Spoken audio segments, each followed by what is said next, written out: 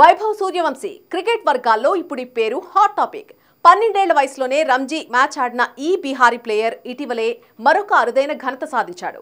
అత్యంత పిన్న వయసులోనే ఐపీఎల్ వేలంలో అమ్ముడుపోయి సరికొత్త చరిత్ర సృష్టించాడు. 13 ఏళ్ల ఈ కుర్రాడి కోసం రాజస్థాన్ రాయల్స్ 1.10 కోట్లు ఖర్చు చేసింది.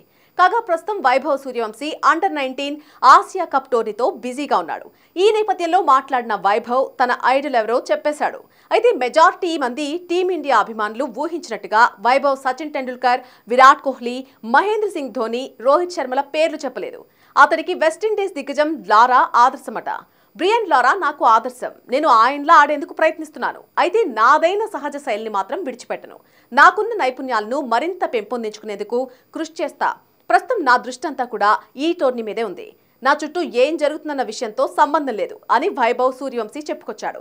ఇక ఐపీఎల్లో తన డిమాండ్ తన వయసు 13 కాదు 15 అంటూ వస్తున్న ఆరోపణలను పట్టించుకోనని వైభవ్ కుండబద్దలు కొట్టేశాడు.